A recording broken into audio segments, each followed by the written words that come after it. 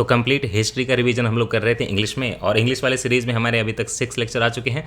ये वाला हमारा 7th लेक्चर है, और इसमें हम लोग जो वैदिक पीरियड है वो पूरा फिनिश कर लेंगे। जब हमने लास्ट टाइम किया था लेक्चर तो हम यहाँ पे आके रुके थे, पोस्ट या लेटर वैदिक पीरियड के पहले हो गया था हमारा। तो इस लेक्चर में हम लोग पोस्ट या लेटर वैदिक पीरियड क्या बोलते हैं, किसको बोलते हैं वो पढ़ेंगे, और उसमें क्या सोशियो कल्चरल इकोनॉमिक कंडीशन थी उसके बारे में जानेंगे। तो पहले इसकी पीरियड का जो है डेटिंग क्या किया गया है। देखिए, वैदिक पीरियड में पहला वाला जो था वो था अर्ली वैदिक पीरियड, मतलब ऋग वैदिक पीरियड, और जो दूसरा वाला है वो लेटर वैदिक पीरियड कहलाता है। इसकी डेटिंग की गई है, टाइमलाइन जो है इसका 1000 BC से लेके 600 BC तक था। जो अर्ली वैदिक पीरियड था वो 1500 BC से लेके 1000 BC तक था। उसके बाद शुरुआत होती है लेट वैदिक पीरियड की या लेटर वैदिक पीरियड की 1000 BC से 600 BC। उसके बाद महाजनपद वगैरह आ जाएंगे।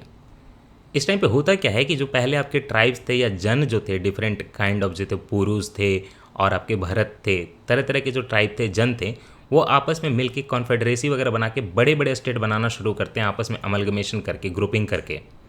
दूसरी बात मैंने आपको बताया था कि ऋग वैदिक पीरियड में आयरन एज नहीं था, ठीक है। ऋग वैदिक पीरियड में सब कुछ था, लेकिन आयरन एज की शुरुआत नहीं हुई थी। अर्ली वैदिक पीरियड में आयरन एज की शुरुआत नहीं होती। तो आयरन एज की जो टेक्निकली जो स्टार्टिंग होती है, पहले वाले में थोड़ा बहुत लेटर फेज में था, लेकिन ऋग वैदिक पीरियड को हम लोग टेक्निकली आयरन एज नहीं बोलते हैं, इतना यूज में नहीं था। असली जो है टेक्निकली आयरन एज की शुरुआत होती है लेटर वैदिक पीरियड से। और फर्स्ट आयरन जो इंडिया में फाइंड किया जाता है वो 800 BC के अराउंड फाइंड किया जाता है। कहाँ पे? गंगा यमुना के दोआब में अतरंजी खेड़ा नाम की जगह जो है वहाँ पे। अतरंजी खेड़ा कहाँ है मैंने आपको पहले बहुत अच्छे से बताया है, फिर से बता दे रहा हूँ। उत्तर प्रदेश का जो एटा जिला है, एटा जिला के अंदर ही पुराने ज़माने में बहुत पहले अतरंजी खेड़ा नाम की जगह थी। वहाँ से आयरन का फर्स्ट प्रूफ मिला है इंडियन सब कॉन्टिनेंट में। इसीलिए बोलते हैं कि जो लेट वैदिक पीरियड था उसी को हम आयरन एज बोलेंगे, क्योंकि 800 BC में आयरन मिला है। तो टेक्निकली यही हुआ। In the Veda, Atharva Veda of the later Vedic period, the terms श्याम आयस और कृष्ण आयस, ये जो टर्म यूज़ किए गए थे आयरन के लिए यूज़ किए गए थे। याद रखिएगा कि श्याम आयस और कृष्ण आयस, कृष्ण मतलब काला धातु, ओके, धातु काला धातु, श्याम काला, ये सारा आयरन के लिए यूज़ किया था। ऑल्सो वर्ण सिस्टम जो है फाइनली कंसोलिडेट होता है आपके लेटर वैदिक पीरियड में ही। देखिए, पहले ऋग वैदिक पीरियड के लेट फेज में भी वर्ण सिस्टम की शुरुआत हो गई थी, लेकिन अच्छे से कंसोलिडेट तो वर्ण सिस्टम अगर बोलें कि इमर्ज कब हुआ तो वो लेटर वैदिक पीरियड में ही हुआ।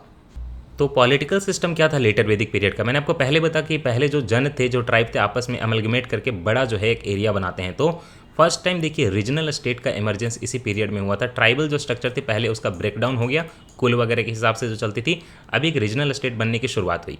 पहले जो जन थे या ट्राइब थे वो आपस में मिलकर जनपद बनाया उन्होंने अपना पॉलिटिकल सिस्टम। एक बात और कि पहले आपको पता होगा कि ऋग वैदिक पीरियड में जो भी लड़ाइयाँ होती थी, गविष्टि होती थी, काउज के लिए होती थी, कैटल के लिए होती थी। अब ऐसा नहीं रह गया, अब काउज वगैरह से ज़्यादा मतलब नहीं रहा। अब जो है रीजन, लैंड के लिए लड़ाई होने लगी, मतलब एकदम पूरा पॉलिटिकल सिस्टम वेल डेवलप्ड हो गया। अच्छा, ऑल्सो पहले आपको बताया था कि किंग पे कंट्रोल करने के लिए सभा और समिति थी, तो वो सभा और समिति की जो अथॉरिटी थी वो जो है वीक कर दी गई, और किंग पृष्ठ जो है ऊपर उन्होंने अथॉरिटी ले ली। बहुत ज़्यादा ब्राह्मणिज्म फॉलो होने लगा, बहुत ज़्यादा क्षत्रिय और ब्राह्मण आगे बढ़ गए, उन्होंने सभा समिति को दबा दिया। जो कि प्रजापति की 2 पुत्रियाँ बोली जाती थी, 2 डॉटर्स बोली जाती थी। अच्छा, आपको मैंने यहाँ पे पढ़ाया है सभा समिति। ऋग वैदिक पीरियड में एक और ऐसा ही इंस्टीट्यूशन था विधाता। विधाता में भी कुछ लोग होते थे और राजा को परामर्श वगैरह देते थे, राजा पे कंट्रोल करते थे। वो विधाता का सिस्टम तो पूरा अबॉलिश कर दिया गया, सभा समिति को बस वीक किया गया था। दूसरी बात, पहले वीमेन को पार्टिसिपेट करने का मौका मिलता था सभा समिति में, लेकिन देखिए लेटर वैदिक पीरियड में वीमेन को जो है सभा से प्रोहिबिट कर दिया गया कि नहीं, आप जो है पर्दा लो, घर में रहो, यहाँ नहीं आओगे सभा में। किंग जो है बहुत पावरफुल बन गया, और इसी टाइम पे पहले तो जन का जो होता था अपना एरिया होता था, है ना, तो लेकिन उसका नाम चेंज कर दिया गया। अब वो पूरा राष्ट्र बोला जाने लगा। किंग जो है एक पार्टिकुलर एरिया में जहाँ रूल करेगा उसको राष्ट्र बोलेंगे। राष्ट्र का मतलब आपको पता ही है नेशन होता है, तो यहाँ से ही कॉन्सेप्ट आने लगा था। पहले जो टैक्सेज होते थे ऋग वैदिक पीरियड में, आपको बताया हो शायद कि पहले जो टैक्सेज होते थे वो उस बलि कहलाते थे। बलि का मतलब ये नहीं कि किसी जानवर का सैक्रिफाइस देना है।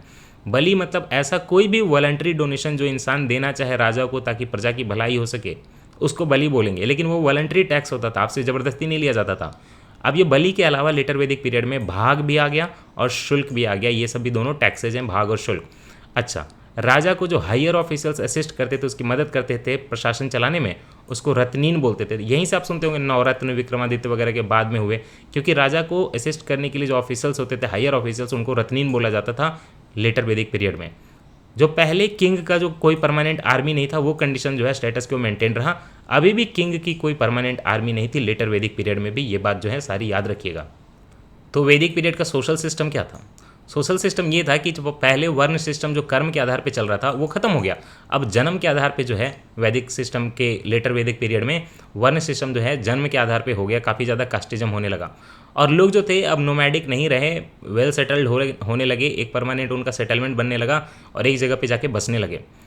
4 जो वर्ण बने, प्रेष्ठ, ब्राह्मण, क्षत्रिय, वैश्य और शूद्र, ये पहले भी थे ऋग्वैदिक पीरियड में भी, लेकिन उसको बहुत अच्छे से इस्टेब्लिश नहीं किया गया था, जन्म के आधार पे नहीं था। अब ये पूरा जन्म के आधार पे हो गया और वेल इस्टेब्लिश्ड हो गया, शूद्र वगैरह के साथ काफ़ी भेदभाव किया जाने लगा।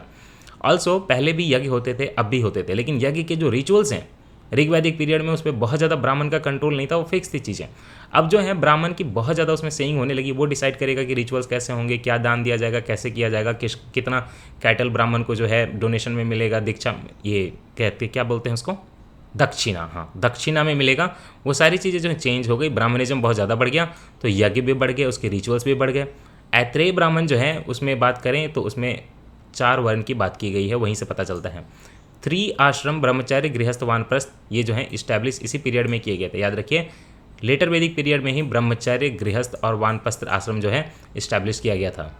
तो बात ये उठती है कि तब चौथा आश्रम कब इस्टेब्लिश किया गया था, तो क्या वैदिक पीरियड, ऋग्वैदिक पीरियड में? नहीं। देखिए संन्यास आश्रम जो है लास्ट वाला, वो महाजनपद पीरियड, जो कि मतलब 600 BC के आसपास शुरुआत होता है, जब जैनिज्म और बुद्धिज्म डेवलप होते हैं, उस टाइम पे संन्यास आश्रम इस्टेब्लिश हुआ था। याद रखिएगा संन्यास आश्रम बाद में डेवलप हुआ महाजनपद के पीरियड में, और बाकी जो 3 आश्रम हैं, ब्रह्मचार्य आश्रम और वानप्रस्थ आश्रम और गृहस्थ आश्रम, ये 3 आश्रम आपके लेटर वैदिक पीरियड में, संन्यास आश्रम जो है महाजनपद के पीरियड में आया था। First 4 ashrams are mentioned in Jabalopanishad. देख रहे हैं ज्वालोपनिषद में आपके चारों जो हैं फर्स्ट 4 आश्रम मेंशन्ड हैं। एक बात और कि women had the right to education, ऐसा नहीं कि वीमेन की एजुकेशन की राइट ही छीन ली गई थी, एजुकेशन था, सभा समिति में पार्टिसिपेशन उनका रुक गया था। Also there was no place for child marriage in this year, child marriage अभी भी नहीं हो रहा था। Widow re marriage, intercaste marriage and viyog pratha disconnection system was prevalent in this period. वियोग प्रथ मतलब डिस्कनेक्शन, मतलब शादी ब्याह कुछ नहीं करेंगे, है ना, वियोग करेंगे। तो ये सारी चीज़ें जो हैं इस टाइम पे चलती थी। The condition of women decline gradually, ठीक है, विडोरी मैरिज वगैरह हो रहा था, इंटरकास्ट मैरिज वगैरह हो रहा था, वियोग प्रथ की भी इजाज़त थी, लेकिन ये सारे सिस्टम जो है कंडीशन धीरे धीरे डिक्लाइन होने लगी, वीमेन की कंडीशन जो है धीरे धीरे खराब होने लगी। तो इकोनॉमिक सिस्टम कैसा था इनका?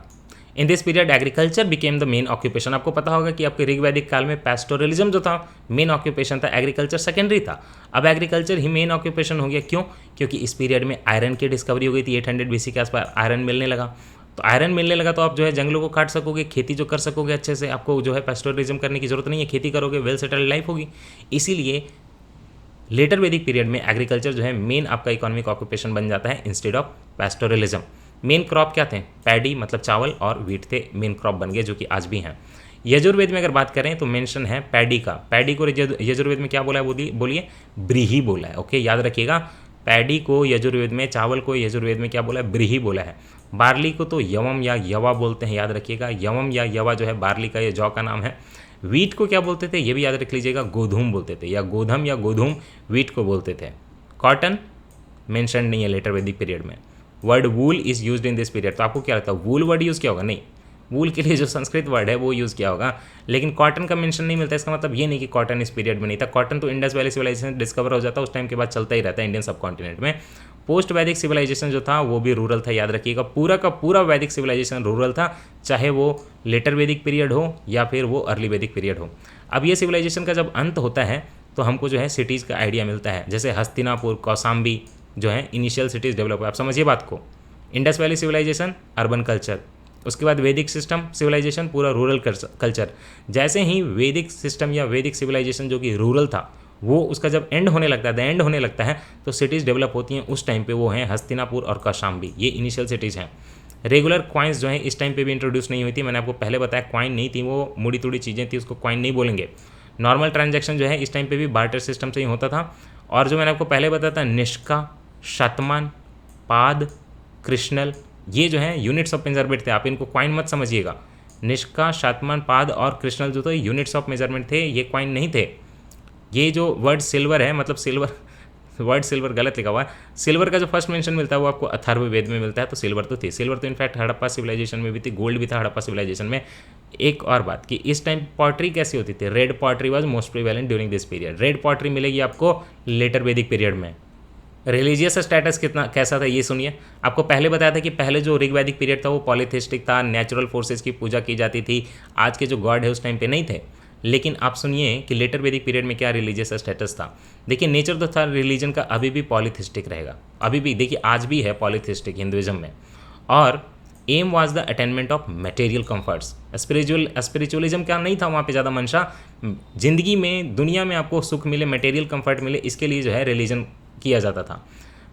पहले भी बताया था कि इंद्र, वरुण, अग्नि ये सब थे आपके ऋग्वैदिक पीरियड में। तो इस पीरियड में कौन गॉड हो गए? प्रजापति। प्रजापति का बहुत महत्व होने लगा। विष्णु, प्रजापति कौन हुए? प्रजापति हुए creator of the world. Vishnu कौन हुए? प्रिजर्वर और conserver of the world. And Rudra कौन हुए? डिस्ट्रॉयर ऑफ द वर्ल्ड, जो कि शिवा का एक फॉर्म है। ये इंपॉर्टेंट भगवान बन गए किस टाइम पे? लेटर वैदिक पीरियड में। प्रजापति देखिए the God of creation was the supreme place. Pushan was the God of Shudras. शूद्र के अलग से गॉड भी बना दिए गए, उनको बोला गया पूषण, याद रखिएगा Pushan was the God of the Shudras. और यज्ञ का इंपॉर्टेंस बढ़ गया, तो कॉम्प्लेक्स रिचुअल का इंपॉर्टेंस बढ़ गया, तो ब्राह्मणों का भी जो है इंपॉर्टेंस बढ़ गया। अच्छा, डेथ का मेंशन कहाँ पे है? डेथ का मेंशन कहाँ पे, किस पे बहुत ज़्यादा डेथ पे विचार किया गया है? शतपथ ब्राह्मण में। ये अलग से इंफॉर्मेशन दे रहा हूँ। साल्वेशन या मुक्ति की या मोक्ष की सबसे पहले कहाँ पे उल्लेख है? जो आपके उपनिषद होंगे, क्योंकि वहीं पे आपकी फिलॉसफी है, तो वहीं पे उपनिषद में आपके साल्वेशन की बात होगी, मोक्ष की बात होगी। रीबर्थ का कॉन्सेप्ट कहाँ है? बृहदारण्यक उपनिषद जो है वहाँ पे बोला गया है कि पुनर्जन्म होता है। पहले भी आपको बताया कि जो 4 आश्रम का सिस्टम है, तो आपको बताया था कि जवालोपनिषद जो है उसमें आपको 4 आश्रम का फर्स्ट टाइम उल्लेख मिलता है। तो उसके पहले 3 आश्रम बन गए थे। लास्ट वाला संन्यास आश्रम जो था महाजनपद के टाइम पे आया था। तो आपको छांदोग्य उपनिषद पढ़ेंगे तो आपको 3 आश्रम का मेंशन मिलेगा। बाद में जो ये आया जवालोपनिषद आपके महाजनपद के टाइम पे, वहाँ पे इसमें 4th आश्रम जुड़ा, दैट इज़ संन्यास आश्रम। तो आपके जो लेटर वैदिक पीरियड में तो 3 ही आश्रम थे, ब्रह्मचर्य, गृहस्थ और वानप्रस्थ। तो उसकी क्या एज होती है, ड्यूटी होती है और एफर्ट सुनिए, क्या कोशिश करनी चाहिए वो एफर्ट में आएगा। जब आप ब्रह्मचर्य आइडियल एज मान लेंगे कि 100 साल है ना, तो उसके हिसाब से पहला जो आश्रम होगा वो होगा ब्रह्मचर्य आश्रम। इसकी एज होगी 0 से 25, जन्म से लेकर 25 साल। इसकी ड्यूटी होगी कि आप गेन करिए नॉलेज, और आपका एफर्ट क्या रहेगा? आप रिलीजन को मेंटेन करिए। गृहस्थ आश्रम 26 से 50 साल, ये अपनी वाइफ के साथ, हस्बैंड के साथ बिताना है। तो इसकी ड्यूटी है वर्ल्डली लाइफ जीना, एंजॉय करना। इसमें क्या है? मॉनिटरी, क्योंकि गृहस्थ आश्रम चला रहे हो, घर चला रहे हो, मॉनिटरी तो चलेगा, इकोनॉमिक तो चलेगा ही, साथ ही साथ लस्ट भी होगा, क्योंकि पति पत्नी में रिलेशनशिप इस्टेब्लिश करना है, तो प्यार मोहब्बत होगा। वानप्रस्थ आश्रम जो है 51 से 75 साल। इसमें आप कंटेम्पलेशन करोगे, सोचोगे, विचारोगे, मेडिटेशन करोगे, है ना। और इसका उद्देश्य क्या होगा? साल्वेशन होगा। जो संन्यास आश्रम है उसका भी उद्देश्य जस्ट लाइक वानप्रस्थ आश्रम संन्यास साल्वेशन ही रहेगा। लेकिन वानप्रस्थ आश्रम में आप क्या करते हो? मेडिटेशन करते हो, सोच विचार करते हो, कंटम्पलेशन करते हो, है ना, कंटम्पलेशन करते हो। लेकिन संन्यास आश्रम में आप जो है 76 से 100 साल की एज में पेनेंस करते हो, साल्वेशन के लिए तपस्या करते हो। यही फर्क है। घर बार छोड़ के तपस्या करने जाते हो संन्यास आश्रम में, घर में बैठ के कंटम्पलेशन करते हो आप वानप्रस्थ आश्रम में। आपको सोच के लग रहा होगा कि शायद वानप्रस्थ आश्रम या संन्यास आश्रम वो जो है सबसे सुपेरियर है। नहीं, गृहस्थ आश्रम को ही सबसे सुपेरियर माना जाता है चारों आश्रम में। क्यों? क्योंकि गृहस्थ आश्रम की ये रिक्वायरमेंट है कि आप जो है 3 तरह के पुरुषार्थ करो। पुरुषार्थ जो है उसको क्या बोलेंगे? त्रिवर्ग पुरुषार्थ। पुरुषार्थ मतलब एक इंसान का ड्यूटी, ठीक है। धर्म का पुरुषार्थ, धार्मिक काम। अर्थ का पुरुषार्थ, आर्थिक काम। और काम का पुरुषार्थ जो है आपके लस्ट के लिए, जो है बच्चों को पैदा करने के लिए, उन सब के लिए। इन दिस आश्रम में person is retired from the 3 loans, ऋण, ऋषि लोन, पितृ लोन, देव लोन। आपको ज़रूरत है कि इस टाइम पे आप ऐसे यज्ञ वगैरह करें, पितरों के लिए जो पूजा पाठ करवाएं, सब कुछ करें ड्यूटी, कि आपने जो ऋषि से दीक्षा ली थी, ऋषि से जो ज्ञान लिया था वो उसका आपको चुका दो, तो उसको बोलते हैं ऋषि लोन, वो चुक जाएगा। पितृ लोन, आपके ऊपर जो आपके पूर्वज हैं उनको चुका दो, उनका सब कुछ सही कर दो, ये पितृ लोन हो गया। और वो जो पितर वगैरह करना होता है, जो पूजा पाठ होती है, यज्ञ होती है, उससे उनको बोलता है कि आत्मा की शांति मिलती है। तो ये सब भी आपको गृहस्थ आश्रम में ड्यूटी थी। तो पितृ लोन से भी मुक्ति हो जाएगी, ऋषि लोन से भी मुक्ति हो जाएगी, और देव लोन मतलब भगवान का जो आपके कर्ज है उससे भी मुक्ति हो जाएगी, ठीक है। गृहस्थ आश्रम की ये भी ड्यूटी है कि आप स्क्रिप्चर वगैरह को पढ़ो और परफॉर्म करो, बेटे के लिए यज्ञ वगैरह करवाओ, क्योंकि बेटा ही तो गाय जीत कर लाएगा। शूद्र जो है दे कुड अडॉप्ट ओनली गृहस्थ आश्रम, नॉट द अदर 3। याद रखिएगा, बाकी जो आश्रम हैं वो शूद्र को इजाज़त नहीं थी, क्योंकि उनको जो है वेद पढ़ने की भी इजाज़त नहीं थी, उनको संन्यास लेने की भी इजाज़त नहीं थी, उनको वानप्रस्थ की भी इजाज़त नहीं थी। तो क्या चीज़ की इजाज़त थी शूद्रों को? बस और बस गृहस्थ आश्रम जीने की। और बोला कि ये ऋषि लोन, पितृ लोन, देव लोन, ये सब अच्छी अच्छी चीज़ें हैं, वो तो गृहस्थ आश्रम में ही होती हैं, तो आपको यहीं से मुक्ति मिल जाएगी। ये जो 4 तरह के वर्ण हुए, है ना, ब्राह्मण, क्षत्रिय, वैश्य और शूद्र, सबके अलग अलग हैं। और को बताएं ब्रह्मा के फीट से, कोई माउथ से, वो सब पढ़ने की जरूरत नहीं है। लेकिन ये याद रख लीजिएगा कि लेटर वैदिक पीरियड में शूद्र जो हैं उनको नॉन आर्यन बोला जाने लगा। शूद्र को नॉन आर्यन बोला जाने लगा लेटर वैदिक पीरियड में। और out of this 4 varnas Vaishyas they are the only one who pay taxes, because Vaishya जो थे उनकी बस बाकी किसी की ड्यूटी नहीं थी बिजनेस करना, ट्रेड करना, ओनली वैश्य की थी। तो वैश्य के पास माना जाता था कि वो चूंकि बिजनेस और ट्रेड कर रहे हैं तो उनको टैक्स पे करना चाहिए। तो टैक्स कौन देता था? बस और बस वैश्य ही देते थे। अच्छा, आपके वेदों में जो है ना मैरिज के टाइप्स बताए हुए हैं, तो आपको भी जानने की जरूरत है कि मैरिज के कितने टाइप होते हैं। देखिए 8 टाइप के मैरिज बताए हैं वेदों में। ब्रह्म विवाह, डिवाइन विवाह, आर्य विवाह, प्रजापत्य विवाह, असुर मैरिज, गंधर्व मैरिज, राक्षस marriage and last one is diabolical marriage. ये क्या होता है बता रहा हूँ। ये विवाह के जो 8 टाइप हैं इसमें आप इंग्लिश वाले पे मत जाइए। यहाँ जो डिवाइन मैरिज है आप इसको दैव मैरिज सुनिए, क्योंकि इंग्लिश में ट्रांसलेशन जो है इसका सोचना ये सही नहीं है। दैव मैरिज मतलब कि देवता वाला मैरिज जो है उसको डिवाइन मैरिज बोल रहे हैं। फिर जो देखिए यहाँ पे आर्य विवाह है इसको आर्ष विवाह पढ़िए, ARS लगा दीजिए, आर्ष विवाह पढ़िए। प्रजापत्य मैरिज, असुर मैरिज, गंधर्व मैरिज, राक्षस मैरिज, और ये देख रहे हैं आप डायबोलिकल मैरिज, इसको आप दैत्य विवाह पढ़िए। दैत्य वाली शादी है ना, एकदम दैत्य वाली शादी जो है उसको दैत्य मैरिज पढ़िए, है ना। अब पढ़िए चीज़ों को। तो पहला है ब्रह्म विवाह। ब्रह्म विवाह मतलब क्या होता है कि एक ही वर्ण में, बराबर के वर्ण में शादी करना, मतलब कि ब्राह्मण ब्राह्मण से करे, क्षत्रिय क्षत्रिय से करे, शुद्ध शुद्ध से करे, तो सारे जो हैं इसको बोलेंगे हम लोग ब्रह्म विवाह। Marriage in the same word, giving the value of the girl, girl की जो है वैल्यू भी दी जाती थी। दूसरा है दैव मैरिज। दैव मैरिज मतलब क्या होता है? किसी पुजारी से शादी कर देना लड़की की, मतलब और साथ में दक्षिणा भी देना। तो ये जो होता है वो दैव मैरिज कहलाता था। मतलब आर्ष विवाह क्या होता है? In this marriage the groom use to provide a pair of bulls to kanya's father, है ना। ग्रूम शादी करेगा और उल्टा दहेज मिलेगा, एक पे एक जोड़ी बैल जो है ग्रूम जो है वो कन्या के फादर को देगा। तो ये होता है आर्ष विवाह। प्रजापत्य मैरिज क्या है? प्रजापत्य मैरिज मतलब ये होता है marriage with eligible bride without any transaction, कोई दहेज वगैरह लिए बिना किसी साइड से एलिजिबल ब्राइड के साथ मैरिज करना, ये है प्रजापत्य मैरिज। असुर मैरिज क्या है? Marriage by buying a girl from her parents, very मतलब ये बहुत ख़राब माना जाता था। देखिए वॉलंटरी देना दहेज वगैरह वहाँ पे अलग बात है ना। यहाँ पे देखिए वो तो दैव मैरिज में आ जाएगा। लेकिन जो असुर मैरिज है उसमें क्या है कि मैरिज जो है खरीद के करना है लड़की का, तो ये इसको असुर मैरिज बोलते हैं, ख़राब बोलते हैं। गंधर्व मैरिज आजकल जो चल रहा है लव मैरिज, उसी को बोलते हैं गंधर्व मैरिज। आपको मैंने पहले भी बताया कि गंधर्व का जो कॉन्सेप्ट है वो आपके सामवेद से निकला है ना, क्योंकि सामवेद में म्यूजिक वगैरह की बात है। तो देखिए लव मैरिज उसको गंधर्व मैरिज बोल रहे हैं। राक्षस मैरिज क्या है? Marriage against the will of the defeated Kings daughter, sister और वाइफ, ये भी बहुत खराब है। जस्ट लाइक असुर मैरिज। असुर मैरिज में क्या है कि उसमें लड़की को खरीद के शादी करते हैं। राक्षस मैरिज में क्या है कि खरीदते नहीं, फोर्सफुली करते हैं। उससे भी खराब है कि कोई लड़ाई में हार गया राजा, अब उसकी पत्नी उसकी बेटी से शादी कर लेना, ये हो गया राक्षस मैरिज। लास्ट वाला है दैत्य मैरिज या डायबोलिकल मैरिज। ये क्या होता है? मैरिज कोई लड़की सो रही हो, है ना, या नशे में हो, उससे ज़बरदस्ती धोखा देकर शादी कर लेना, संबंध बना लेना, इसको बोलते हैं दैत्य मैरिज। तो ये 8 तरह के मैरिज हैं।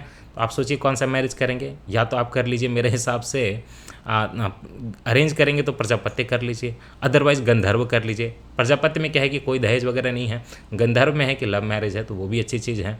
और बाकी ब्रह्म विवाह भी जो अपने कास्ट में करना चाहते हैं वो करें। तो ब्राह्मण के लिए अलग से कौन से मैरिज वैलिड थे? देखिए ब्राह्मण के लिए बस ब्रह्म मैरिज, डिवाइन मैरिज मतलब दैव मैरिज, आर्ष मैरिज और प्रजापति मैरिज जो था ब्राह्मण के लिए यही वैलिड थे। असुर marriage took place only among Vaishyas and Shudras. असुर मैरिज जो है वैश्य और शूद्र को ही अलाउड था कि भाई तुम लोग ऐसे कर सकते हो, ऐसा बोलते थे उनको, ये कि बहुत गलत बात है, डिस्क्रिमिनेशन है। और गंधर्व मैरिज जो है लव मैरिज करना ओनली अलाउड था क्षत्रिय को। चूँकि उपनिषदों में आपकी फिलॉसफी है इंडियन फिलॉसफी, तो आप सुन लीजिए कि इंडियन फिलॉसफी कितने टाइप की होती है, 6 टाइप की होती है। अब इसके अलग अलग मुनि हैं और उनका जो लॉजिक है मैं शॉर्ट में यहाँ पे आपको बता दे रहा हूँ। पहला जो इंडियन फिलॉसफी वो वैशेषिका है, इसको दिया था कणद ने, ठीक है। इसमें क्या है? साइंस है लॉजिक का, है ना, लॉजिक का साइंस है इसमें। और माया को बताया गया कि माया जो है फ्यूटाइल है, माया जो है नकली है, ये वैशेषिका में है। न्याय को दिया था गौतम ऋषि ने। इसमें जो है एक क्वेस्ट है, खोज है लॉजिक की गॉड को पाने के लिए, और दुनिया की जो फेजेज हैं क्रिएशन के उसको समझने के लिए न्याय है। योग तो जानते हैं ये दिया था पतंजलि ने। इसमें क्या है? प्रैक्टिस करना है मेडिटेशन का और उससे समाधि होगी और पूरे वर्ल्ड से आपका रिनाउंसिएशन होगा। देखिए ये वाला जो योग है इसका मतलब हेल्थ मेंटेन नहीं करता, मुक्ति की प्राप्ति करना है, ये वाला फिलॉसफी है ये। सांख्य फिलॉसफी क्या है आपकी? ये दिया था कपिल मुनि ने, और इसमें जो है आपको एलिमिनेट करना है फिजिकल और मेंटल पेन। कोई भी मेंटल या फिजिकल पेन हो रहा है तो आपको उसको भूलना है और आपको जो है लिबरेशन लेनी है पूरी दुनिया से, पूरे पेन से और मेंटल पेन से और फिजिकल पेन से, सारी चीज़ों से। ये है सांख्य फिलॉसफी कपिल मुनि द्वारा। वेदांत क्या है? वेदांत को दिया था वेद व्यास ने। इसमें जो है आत्मा का जो डिवाइन नेचर है वो समझाया गया है और माया और क्रिएशन की बात की गई है। तो मीमांसा क्या है? मीमांसा को जैमिनी ने दिया था और इस पर जो है explains Vedas and eternal and divine. ये वेद को तो एक्सप्लेन करता ही है मीमांसा, उस पर मीमांसा करता है, साथ ही साथ जो है इटर्नल जो कि कभी खत्म नहीं होगा, और डिवाइन जो कि भगवान है उसको भी एक्सप्लेन करता है ये पार्टिकुलर स्कूल ऑफ फिलॉसफी। तो ये सारे फिलॉसफी के बुक भी हैं और ऋषि तो आपको बताएं ही मुनि। जो सांख्य फिलॉसफी है उस पर बुक जो लिखी गई थी सांख्य सूत्र ने, सांख्य सूत्र बुक है, और उसको लिखा मतलब जो फिलॉसफी है वो कपिल मुनि की है। योग जो है उस योग सूत्र उसका बुक है, पतंजलि का ये है फिलॉसफी। न्याय है जो उसका न्याय सूत्र है, उसका फिलॉसफी किसकी है? ये गौतम ऋषि की है। वैशेषिका में क्या है? वैशेषिक सूत्र है और इसको लिखा किसने? कानद ने। ठीक है। मीमांसा, मीमांसा सूत्र। वेदांता, ब्रह्म सूत्र। याद रख लीजिएगा, बाकी सारा इजी है। मीमांसा, मीमांसा सूत्र दिया था जैमिनी ने। वेदांत किसने दिया था? वेद व्यास ने दिया था। और जो बुक का नाम है वो है ब्रह्म सूत्र। याद रख लीजिएगा, वेदांत जो है ब्रह्म सूत्र से रिलेटेड है। अच्छा, उपनिषद में ऐसी भी चीज़ें देखने को मिलती हैं कि ऐसा मेंशन किया हुआ है कि ब्राह्मण के अलावा कुछ ऐसे क्षत्रिय लोग भी थे, खास करके क्षत्रिय किंग थे जो कि ग्रेट स्कॉलर्स थे और इनफैक्ट वो कई बार ब्राह्मण को नॉलेज देते थे। ऐसा भी था जैसे कि जनक प्रदेश के जो विदेह के जो जनक राजा थे, है ना, वो काफ़ी स्कॉलर थे, वो कई बार ब्राह्मणों को भी नॉलेज देते थे। दूसरी बात, पांचाल के जो राजा थे प्रवाहन जवाली, वो भी बड़े लर्नेड पर्सन थे। ये देखिए राजा हैं तो ये जनरली क्षत्रिय हैं लेकिन फिर भी इनको ब्राह्मणों जैसी नॉलेज थी। ओके, फिर देखिए कैकेयी के जो अशोपति राजा थे उनको भी काफ़ी नॉलेज थी। जो काशी के अजातशत्रु राजा थे उनको भी काफ़ी नॉलेज थी। और ये सारे जो हैं क्षत्रिय किंग थे और ये खुद ही एक बहुत बड़े सारे टीचर थे। तो क्षत्रिय और ब्राह्मण थोड़ा मिला जुला, दोनों जो है वैदिक लर्निंग कर सकते थे, दोनों जो है बहुत अच्छे टीचर बन सकते थे, ऐसा दिया था। लेकिन वैश्य और शूद्र को ये प्रोफेशन लेने की इजाज़त नहीं थी। कैकेयी किंगडम कहाँ पे था? कैकेयी किंगडम जो था, जो रिवर ब्यास है ना, गंधार के ईस्ट में, थोड़ा सा हमारे साइड में, गंधार के हमारे साइड में। गंधार तो पाकिस्तान ये हाँ हो गया ना, गंधार तो हो गया आपके अफगानिस्तान में। तो वहाँ से आप चले आइए हमारे इंडिया की साइड में, वहाँ जो रिवर ब्यास है, रिवर ब्यास के बैंक पे कैकेयी किंगडम था। और वहाँ के राजा कौन थे बताइए? वहाँ के राजा कौन थे? ये देखिए अशोपति थे। अशोपति एक क्षत्रिय किंग थे और काफ़ी लर्नेड पर्सन थे। King Ashwapati ruled Kekaya when Janak was the king of Videha. ये कंटेम्प्रेरी थे। विदेह के राजा कौन थे? जनक, ये आपके बिहार साइड वाले एरिया में। और अशोपति कहाँ रूल कर रहे थे? कैकेयी किंगडम में। कहाँ पे? वो ब्यास रिवर के किनारे। दूसरी बात ये देख लीजिए यहाँ पे कि हर वेद को 4 पार्ट में डिवाइड या 4 सेक्शन में डिवाइड किया जाता था। और कैसे ऊपर से नीचे वो सेक्शन आएगा? सबसे पहले संहिता होंगे। संहिता में क्या होगा? वेदों के जो सारे श्लोक हैं, है ना, सारे जो उसमें श्लोक हैं वो सारे संहिता का संकलन कहलाएगा। उसके नीचे फिर जो है ब्राह्मण की रचना की गई, फिर नीचे उसके अरण्यक की रचना की गई और लास्ट में जो है उपनिषद है ना, लास्ट में जो है उपनिषद हैं। तो आप खुद ही सोचिए, जो वेदों में जितना ऊपर रहेगा उतना ज़्यादा कर्मकांड होगा, जितना नीचे आएगा उतनी फिलॉसफी बढ़ती जाएगी टाइम के साथ। तो आप देख लीजिए, संहिता सबसे ऊपर, उसके बाद ब्राह्मण, ये दोनों कर्मकांड से रिलेटेड सेगमेंट्स हैं वेद के। और अरण्यक और उपनिषद जो हैं वो ज्ञान कांड से रिलेटेड हैं। इसीलिए तो उपनिषद से ही आपका ज्ञान निकला है, फिलॉसफी सारी निकली है। Okay, they explicitly focus on philosophy and spirituality. ये जो आपके अरण्यक और उपनिषद हैं वो फिलॉसफी और स्पिरिचुअलिटी से डील करते हैं, और जो संहिता और ब्राह्मण है वो आपके कर्मकांड से डील करते हैं। क्यों? इनकी रचना जो है पहले की गई थी, उस टाइम पे खाली कर्मकांड होता था, फिलॉसफी नहीं थी। देखिए, वेदों की सबसे जो पवित्र नदी थी वो तो सरस्वती थी, है ना। सरस्वती को हम लोग वेदों में क्या बोलते हैं? ऋग्वैदिक आर्यंस क्या बोलते थे? नदीतमा, मतलब नदियों में श्रेष्ठ। मातेतमा मतलब माताओं में श्रेष्ठ। देवीतमा मतलब देवियों में श्रेष्ठ। ये सारे जो नाम थे वो सरस्वती के थे, काफ़ी पवित्र नदी थी। लेकिन इकोनॉमिकली जो सबसे इंपॉर्टेंट रिवर थी वो थी सिंधु रिवर, है ना। सिंधु रिवर वैदिक पीरियड में इकोनॉमिकली बहुत इंपॉर्टेंट थी, इसीलिए इसका ऋग्वेद में जो है सबसे ज़्यादा मेंशन मिलता है। और सिंधु रिवर को इकोनॉमिक इंपॉर्टेंस के कारण हिरण्यनी भी बोला गया। हिरण्यनी मतलब यहाँ पे हीरा नहीं है, डायमंड नहीं है, गोल्डन है। ओके, गोल्डन है। हिरण्यनी में हिरन, यहाँ पे जो हीरा वर्ड देख रहा हूँ इसका मतलब होता है गोल्डन, सोने की तरह। क्यों सोने की तरह? क्योंकि इसकी इंपॉर्टेंस सिंधु रिवर की जो है इकोनॉमिक बहुत ज़्यादा थी। ऑल्सो वहाँ पे टर्म ऐसे भी हैं, अरेबियन सी के लिए भी वर्ड है। हिरण्यनी को बोलते हैं कि अरेबियन सी में गिरती है, तो कहाँ बोलती है गिरते हैं? प्रवात में गिरती है, प्रवात में गिरती है। ठीक है, प्रवात मतलब आपका यहाँ पे अरेबियन सी का एरिया जो कि वेदों में लिखा गया है। मैंने आपको पहले रित और धर्म पढ़ाया था, तो वहाँ पे शायद उसको आपको थोड़ा डिफ्रेंशिएशन अच्छे से नहीं होता, यहाँ पे कर लीजिए। देखिए, आपका जो रित है, पूरे प्रकृति की जो ऑर्डर है ना, कॉस्मिक जो लॉ है, वो यूनिवर्सल है, वो एक इम्पर्सनल लॉ है ना, वो आपका पर्सनल कोई रिलेशन नहीं है, रित तो चलता रहेगा। लेकिन धर्म क्या है? धर्म आपका पर्सनल एक्शन है जो कि कॉस्मिक ऑर्डर को या तो मेंटेन करेगा, नहीं अगर आप फॉलो नहीं करोगे तो इंजेंडर करेगा, ख़राब करेगा, यही जो है इंडेंजर करेगा, ख़राब करेगा। और अगर इंजेंडर करना है, इंडेंजर नहीं करना, तो आपको जो है आपको धर्म को फॉलो करना पड़ेगा। तो धर्म आपका पर्सनल लॉ हो गया, और जो यूनिवर्सल कॉस्मिक जो एक रिचुअल है, जो एक एनर्जी है जो कि मेंटेन रहनी चाहिए ऑर्डर, वो रित है। और ये जो इसके देवी देवता मैंने आपको बता दिए थे, वरुण और क्या बताया था, एक बार रेफर कर लीजिएगा, आपने जो मैंने बताया था, उषा बताया था देवी, और एक देवता बताया था, एक बार आप जो है देख लीजिएगा। चलिए, रित के देवता वरुण ही हैं, इसलिए उनको मैंने आपको बोला था कि रित से गोपा भी बोलते हैं। बाकी देवी जो हैं वो उषा हैं, सुबह की पहली किरण।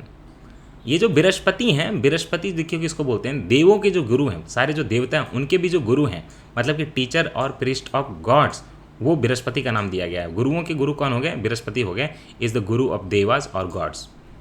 ऋग्वेद के कुछ हिम जो हैं वीमेन ने भी कंपोज किए हैं, मैंने आपको बताया था। और जो वीमेन जो ऋग्वेद के हिम जिन्होंने कंपोज किया उनको ब्रह्मवादिनी बोलेंगे। ब्रह्मवादिनी क्यों? क्योंकि उन्होंने ऋग्वेद के श्लोक की रचना की है। तो उसमें से प्रोमिनेंट पहले भी नाम बताया था, लोपमुद्रा, विश्वास्वरा, सिक्ता भी याद रख लीजिए, साथ ही साथ नीवावारी याद रख लीजिए, घोषा, ये याद रखने आपको। लोपमुद्रा जो हैं वो अगस्त्य ऋषि की, अगस्त्य सेज की पत्नी थी। आपको एक और चीज़ पहले बताई थी कि जो एक नेकलेस टाइप का ऑब्जेक्ट पहनते थे, निष्का गोल्ड या सिल्वर का बना होता था।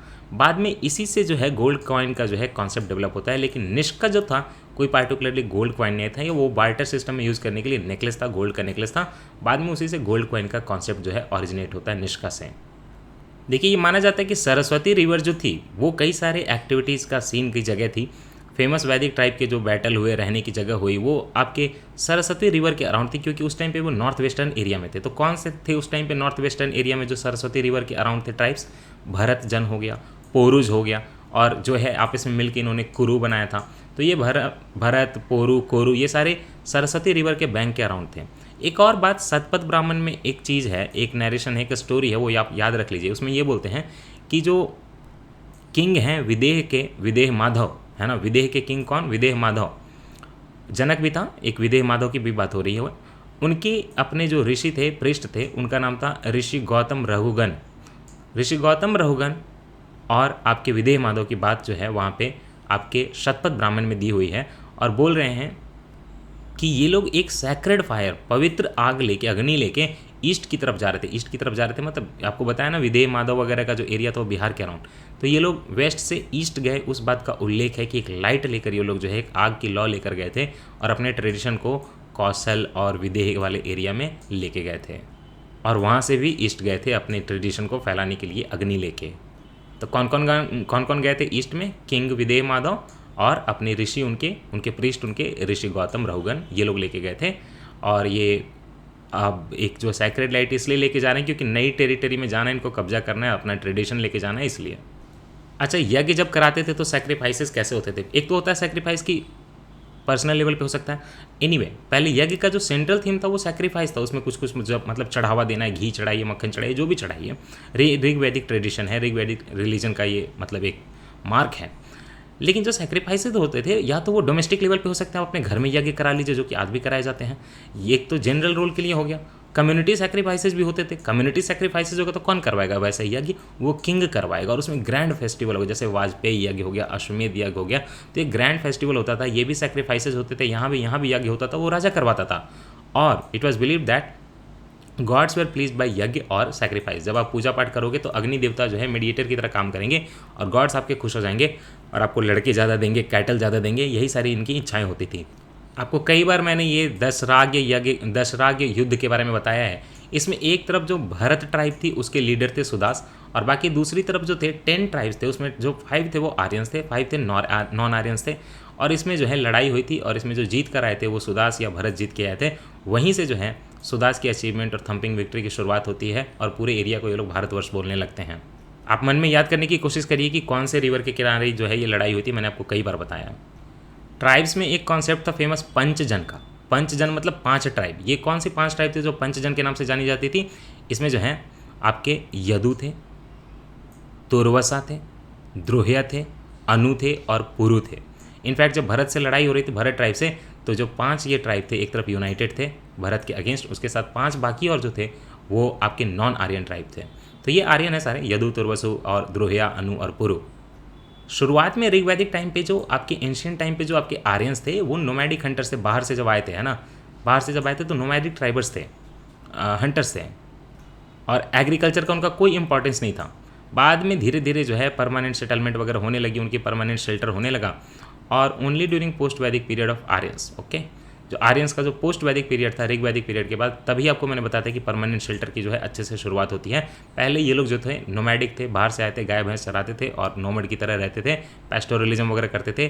परमानेंट सेटलमेंट और एग्रीकल्चर की शुरुआत देखिए आपके लेटर वैदिक पीरियड में ही हुई थी। मैंने आपको इनके इंस्टीट्यूशन पढ़ाए थे, तो सभा, समिति और विधाता पढ़ा दिया था। चौथा एक गण भी याद रख लीजिए। 4 इनके जो थे इंस्टीट्यूशन राजा पे लगाम लगाने के लिए थे।